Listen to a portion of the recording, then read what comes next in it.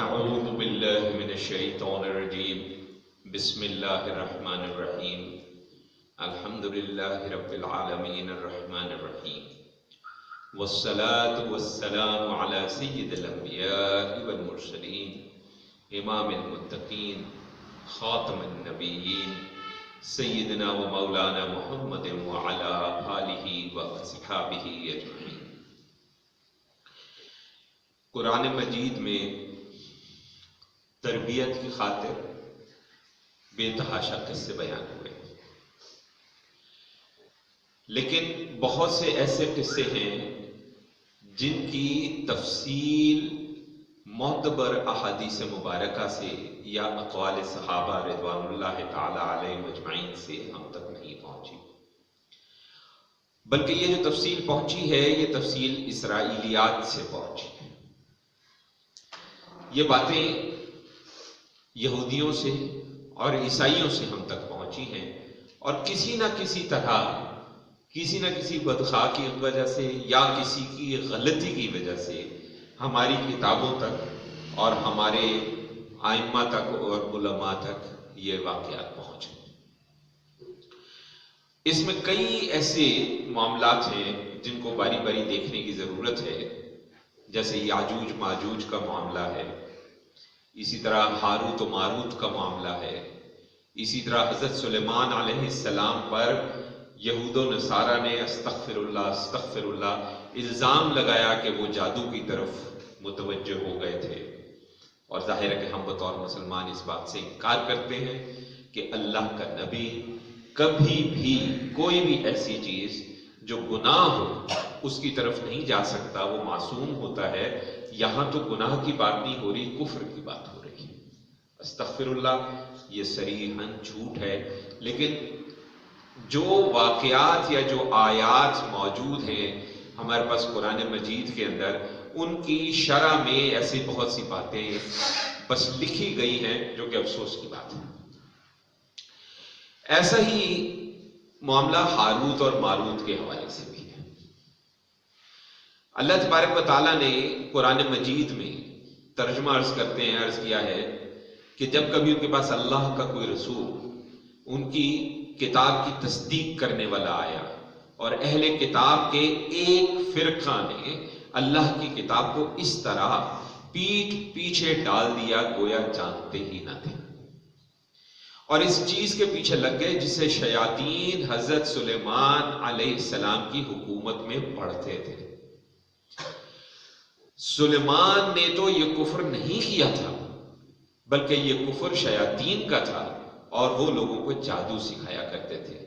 اور بابل میں ہاروت اور ماروت دو فرشتوں پر جو اتارا گیا تھا، وہ دونوں بھی کسی شخص کو اس وقت تک نہیں سکھاتے تھے جب تک یہ نہ کہہ دیں کہ ہم تو ایک آزمائش ہیں، تو کفر نہ کر۔ پھر وہ لوگ جو ان سے سیکھتے تھے تو اس سے وہ مرد اور عورت میں جدائی ڈالتے تھے، اور دراصل بغیر اللہ کی مرضی کے، بغیر اللہ کے اذن کے کسی کو کوئی نقصان نہیں پہنچا سکتے۔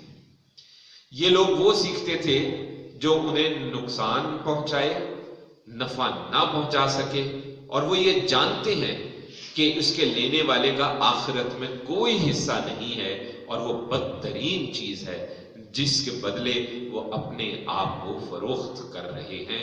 کاش کہ وہ جانتے ہوتے۔ اب یہ جو گفتگو ہوئی، اس گفتگو میں تین نقطے سامنے آئے۔ ایک ہاروت و ماروت سے متعلق، ہمارے یہاں بڑی عجیب عجیب قسم کی باتیں مشہور ہیں، اور وہ باتیں بہرحال ہمارے مفسرین کی کتابوں میں موجود ہیں، لیکن یہ ذہن میں رکھیں، ہم پہلے بھی کئی بار عرض کر چکے ہیں کہ جو مفسرین ہیں انہوں نے جو کتب لکھی ہیں اس میں انہوں نے روایات کو جمع کیا ہے، اس کی تخریج نہیں کی، بہت کم نے تخریج کی ہے، جس کی وجہ سے اس کے اندر صحیح، حسن، متواتر، ضعیف، یہاں تک کہ موضوع جن کو ہم صریحاً جھوٹ کہتے ہیں اور گھڑی ہوئی کہتے ہیں، ایسی روایات بھی ہماری تفاسیر میں آ گئی ہیں۔ اس سے بالکل کسی قسم کا کوئی انکار اس بات سے نہیں کیا جا سکتا، کیونکہ بعد میں ہمارے کئی ائمہ نے ان تفاسیر کی تخریج کی ہے۔ تخریج میں کیا ہوتا ہے؟ تخریج کئی طریقے سے ہوتی ہے، لیکن اس میں سب سے سیدھا اور آسان جو طریقہ تخریج کا وہ یہ ہے کہ جہاں جہاں کوئی روایت ہو نیچے بتا دیا جائے کہ یہ صحیح ہے یا حسن ہے یا ضعیف ہے یا متواتر ہے یا غریب ہے یا جو بھی اور اقسام ہیں۔ یہ کوئی تقریباً 15-16 کے قریب احادیث مبارکہ اور روایات کی اقسام ہوتی ہیں، وہ اس کے اندر بتا دیا جائے۔ تو جو پڑھنے والا ہے وہ جب پڑھے تو وہ بہتر ہے کہ تخریج والی تفسیر پڑھے، تاکہ اس کو پتہ چل جائے کہ وہ جو پڑھ رہا ہے وہ کس حد تک معتبر ہے۔ اب یہاں پہ ایک اور بھی سوال اٹھتا ہے کہ انہوں نے صرف اکٹھا کیا اور اس کی تخریج نہیں کی، اور تخریج میں بعد میں ہوئی تخریج، تو اس کی وجہ کیا ہے؟ تو ذہن میں رکھیں کہ اس قسم کے جو کام ہوتے ہیں وہ علماء کے لیے ہوتے ہیں، عوام کے لیے نہیں ہوتے۔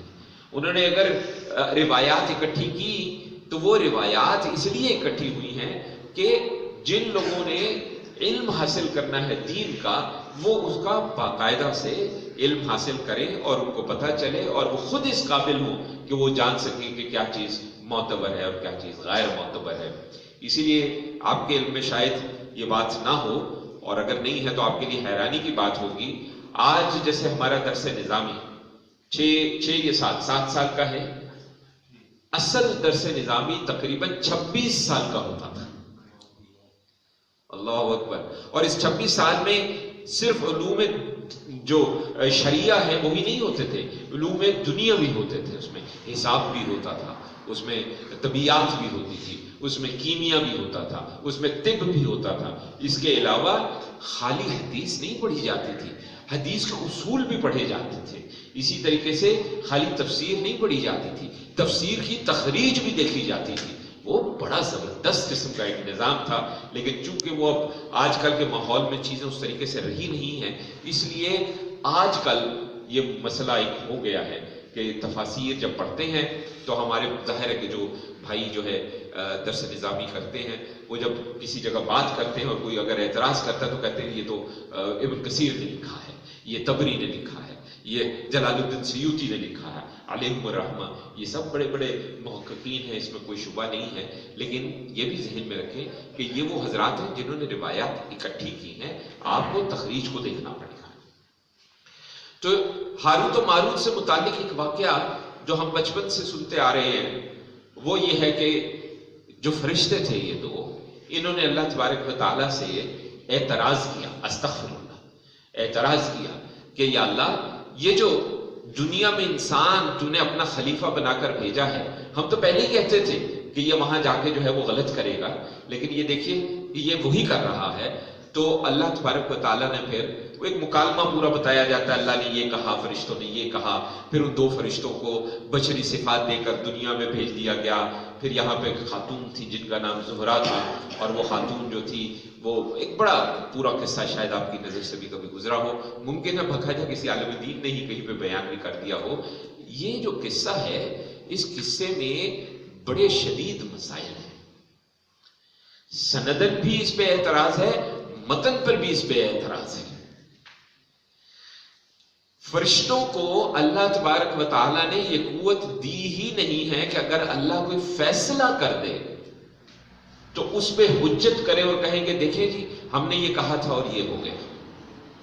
یہ فرشتوں کی سرشت میں شامل ہی نہیں ہے۔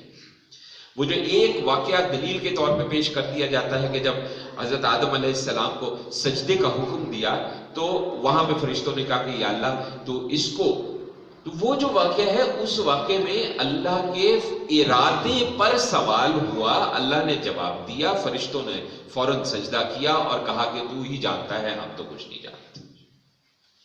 وہاں اللہ کا فیصلہ بھی نہیں ہوا تھا، ایک ارادہ تھا، لیکن اللہ کے فیصلے پہ کوئی فرشتہ کسی قسم کا سوال کر دے، وہ شیطان تو کر سکتا ہے، فرشتہ نہیں کر سکتا، اللہ کا ولی نہیں کر سکتا، اللہ کا نبی نہیں کر سکتا، کسی نبی کا کوئی صحابی نہیں کر سکتا، یہ ممکن نہیں ہے۔ تو اس کے متن پہ بھی شدید جو ہے وہ سوالیہ نشان اٹھتے ہیں۔ پھر قرآن مجید واضح طور پہ کہہ رہا ہے کہ بابل میں ہاروت اور ماروت جو فرشتے اتارے گئے تھے وہ کس لیے اتارے گئے تھے؟ یہ آزمائش کے طور پہ اتارے گئے تھے، اور وہ جو بھی ان سے سیکھنے آتے تھے وہ ان کو کیا کہتے تھے؟ یہ کفر مت کرنا۔ اب وہ جو قصہ ہے اس کا اور قرآن کی ان الفاظ کا براہ راست ٹکراؤ آتا ہے، جس سے پتہ چلتا ہے کہ وہ قصہ درست نہیں ہو سکتا، وہ قصہ اسرائیلیات سے آیا ہے ہمارے پاس۔ اسی طرح اسرائیلیات سے ایک اور قصہ آیا ہے جو کہ ہمارے کچھ صحابہ سے بھی منسوب ہے، استغفر اللہ، کہ جو انہوں نے کہا کہ حضرت سلیمان علیہ السلام جو تھے ان کی جو ساری دنیا پہ حکومت تھی اور وہ جو جنات پہ حکومت تھی اور جان چرند اور پرند پہ حکومت تھی، وہ ایک انگوٹھی کی وجہ سے تھی۔ اور وہ انگوٹھی ایک دفعہ آپ نے اتاری تو آپ کے دربار میں جو جنات تھے اس میں سے عفریت نے، جنات کی کئی اقسام ہیں جس میں سب سے زیادہ خوفناک، سب سے زیادہ پریشان کرنے والا، سب سے زیادہ شیطانی جو نسل ہے اس کو عفریت کہا جاتا ہے۔ تو ایک عفریت تھا، اس عفریت نے وہ انگوٹھی اٹھا لی اور پہن لی اور سلیمان بن کر حکومت کرنے لگا۔ اور جب آپ آئے، جہاں بھی گئے تھے آئے اور انگوٹھی کو دیکھا تھا، انگوٹھی نہیں ملی، گھر کی طرف چلے تو بیگم سے گفتگو ہوئی، بیگم نے پہچاننے سے انکار کیا، ان کو سلیمان ماننے سے انکار۔ یہ عجیب و غریب قسم کا قصہ ہے، نہ صرف نبی کی، جو نبی کو اللہ تبارک و تعالیٰ قوت دیتا ہے، جو نبی کو اللہ تبارک و تعالیٰ جو اپنے فیوز و برکات دیکھتا ہے، یہ اس کا بھی رد ہے کہ نبی کو انگوٹھی کی وجہ سے حکومت تھی۔ استغفر۔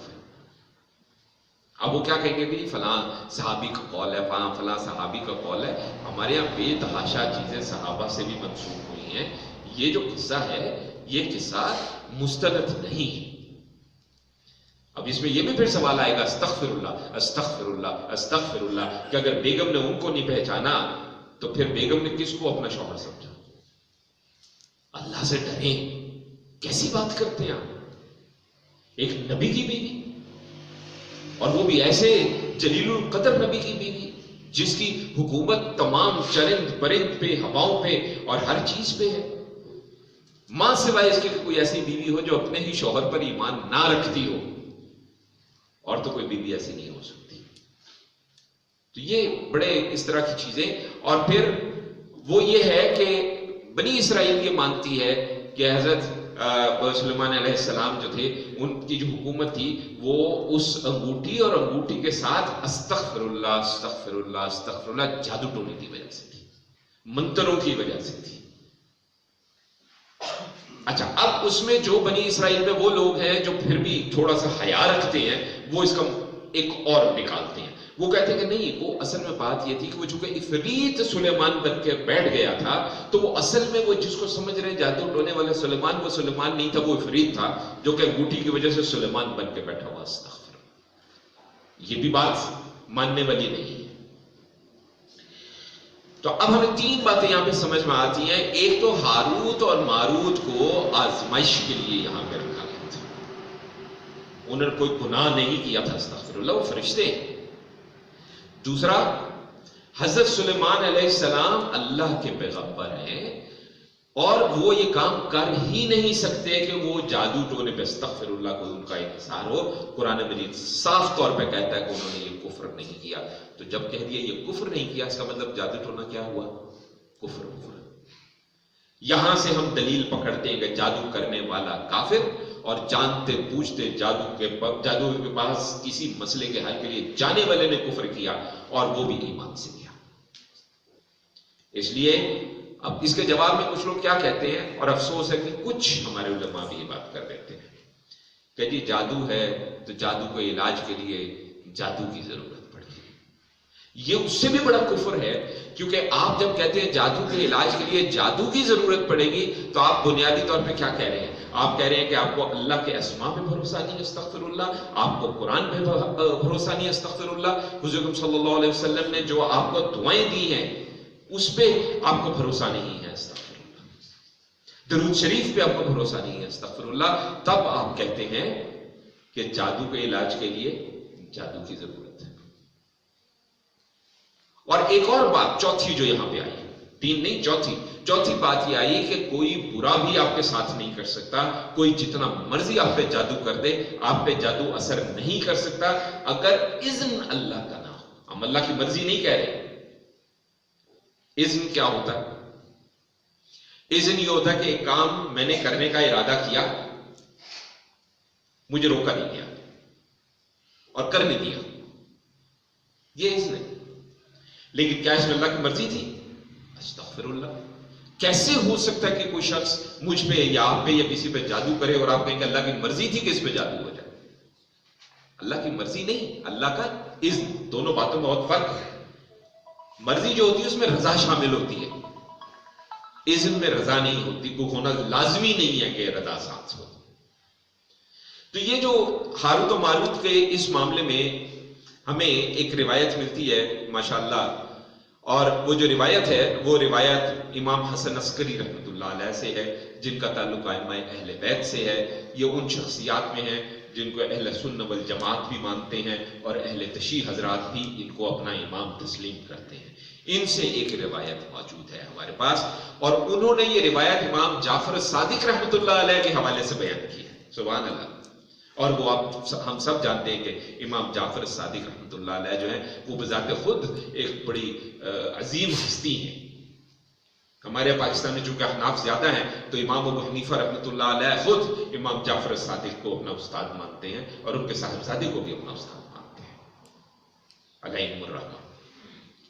تو ان کا بیان امام جعفر صادق رحمۃ اللہ علیہ کے حوالے سے ہے کہ حضرت نوح کے علیہ السلام کے زمانے کے کافی بعد لوگوں نے جادو ٹونے میں بہت زیادہ وہ آ گئے تھے، اور بے تحاشا لوگ اسی کو مذہب اور دین کا حصہ سمجھنے لگے تھے اور اللہ کے دین کا حصہ سمجھنے لگے تھے۔ اس لیے اللہ تبارک و تعالیٰ نے 2 فرشتوں کو بھیجا تاکہ وہ لوگوں کو دکھا سکیں اور لوگوں کو بتا سکیں کہ اللہ نے اس چیز کو منع کیا ہے، اور کیوں منع کیا ہے کہ یہ کفر ہے۔ اور یہ آپ کو عرض کریں کہ اس میں مستند ہمارے پاس باتیں موجود ہیں۔ ہم آپ کو ایک اپنے ہی عزیز ساتھی کا قصہ عرض کرتے ہیں، ابھی وفات ہو گئی ان کی، اللہ تعالیٰ ان کے درجات بلند کرے، اچھے آدمی تھے بہت۔ انہوں نے یہ قصہ ہمیں خود بتایا، انہوں نے 2 قصے ایسے بتائے ہیں، وہ دونوں قصے ہم آپ کو گوش گزار کرتے ہیں اور آپ کو اس کو سوچنے کی ضرورت ہے۔ ایک قصہ تو انہوں نے یہ بتایا کہ ان کا ایک دوست، اس کو جادو سیکھنے کا شوق تھا، اور وہ کہتے ہیں کہ جی وہ ڈھونڈتے ڈھانڈتے ایک بڑے مشہور جادوگر کے پاس پہنچے۔ یہ کہتے ہیں کہ میں ساتھ تھا، یعنی کوئی سنی سنائی بات نہیں ہے، جو ہو رہا ہے سامنے ہو رہا ہے۔ کہتے ہیں میں ساتھ تھا، جو کہتے ہیں کہ اس نے اسے کہا کہ مجھے جادو سیکھنا ہے، تو اس نے کہا جادو نہ سیکھ۔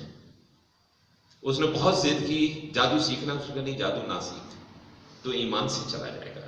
اس نے کہا نہیں میں نے جادو سیکھنا ہے، تو اس نے یہ کہا کہ ایسا کر، اس نے ایک ماحول بتایا، ایسی جگہ ہوگی، ایسے درخت ہوں گے، ایسا کنواں ہوگا، اس طرح کی جگہ تلاش کر، اگر زندگی میں کبھی وہ جگہ مل گئی تو ایسا کری کہ کنویں کی منڈیر پر چڑھ کر اس کے اندر پیشاب کرتے اور اندر دیکھتے رہنا، اگر کچھ نظر آئے تو مجھے واپس پھر میرے پاس آنا اور پھر مجھے بتانا۔ اب وہ کہتے ہیں کہ وہ ان کا جو ساتھی تھا وہ تو اس سفر پہ نکل پڑا، اللہ نے ان کو ہدایت دی، یہ نہیں نکلے، کہ اللہ کی ہدایت تک نہیں نکلے، ورنہ یہ بھی کفر میں پڑ جاتا۔ کچھ عرصے بعد، پتہ نہیں کتنے سال بعد یا کتنے مہینوں بعد واپس آیا، کہنے لگا کہ جی وہ میں نے تو ڈھونڈ لی جگہ، اور جیسا اس نے کہا تھا ویسے میں نے کیا، آیا اس کے پاس چلتے ہیں۔ کہتے ہیں جب اس کے پاس گئے میں پھر ساتھ تھا، سارا قصہ اس کو بیان کیا، تو اس نے ساری بات سن کے کہا کہ نہیں یہ بات چھوڑو، یہ بتاؤ کہ جس وقت تم منڈیر پہ کھڑے ہو کے کنویں میں پیشاب کر رہے تھے تمہیں نظر کچھ آئی؟ انہوں نے کہا ہاں، میں نے کنویں میں سے ایک سنہرے پرندے کو تیزی سے اڑتے ہوئے نکلتے ہوئے آسمانوں کی طرف جاتے دیکھا۔ جادوگر نے کہا وہ تیرا ایمان تھا، تیرے رب نے تجھے دکھا دیا کہ آج سے تو کافر ہو گیا۔ اب یہ کچھ سنا سنائی قصہ نہیں ہے، وہ شخص بتا رہا ہے جس کے سامنے یہ باتیں ہو رہی ہیں، اور پھر اس نے کہا کہ ہاں اب میں تمہیں کفر سکھاؤں گا، اب میں تمہیں جادو سکھاؤں گا۔ ایمان سے ہاتھ دھو بیٹھا۔ تو جادو کا نام لینے والا، ہمارے یہاں تو دیدہ دلیری لوگ کھلے عام کہتے ہیں کالے جادو کا ماہر، استغفر اللہ۔ جو اپنے منہ سے اقرار کر لے کہ میں کالے جادو کا ماہر ہوں، وہ تو اپنے منہ سے اقرار کر رہا ہے کہ میں کافر ہوں، اور یہ قرآن کہہ رہا ہے مجھے کسی فتوے کو دینے کی ضرورت نہیں، آپ کو کوئی فتویٰ، ہمیں کسی کو کوئی فتویٰ دینے کی ضرورت نہیں ہے، اللہ کا فتویٰ ہے۔ اب مسئلہ آ گیا کہ اس کی کاٹ کا کیا کیا جائے۔ پھر انہوں نے ایک اور بات بتائی ہمیں، انہی صاحب، آپ کو شاید حیرت ہو جائے کہ یورپ میں اور امریکہ میں باقاعدہ ایسے ادارے ہیں جو باقاعدہ جادو کی ڈگریاں دیتے ہیں۔ ہمیں پتہ چلا، بڑے حیران ہوئے، کبھی سوچا بھی نہیں تھا کہ ایسا بھی وقت آئے گا۔ کہنے لگے کہ جی میرا ایک دفتر تھا جہاں میں جاب کر رہا تھا، تو وہاں پہ افسر جو آیا وہ امریکہ سے آیا، گورا۔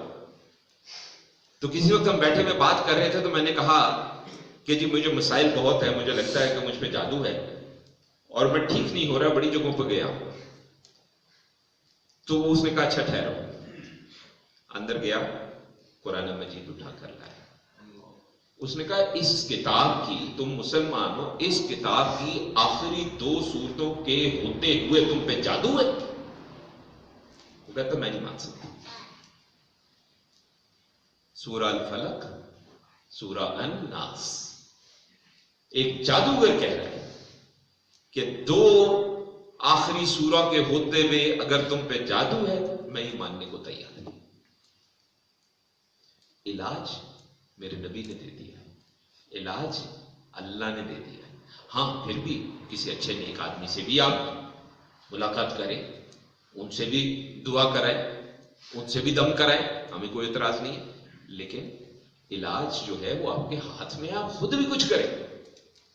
ہر چیز دوسروں پہ ہی نہ ڈال دیں، وہی کرے گا دیکھیے۔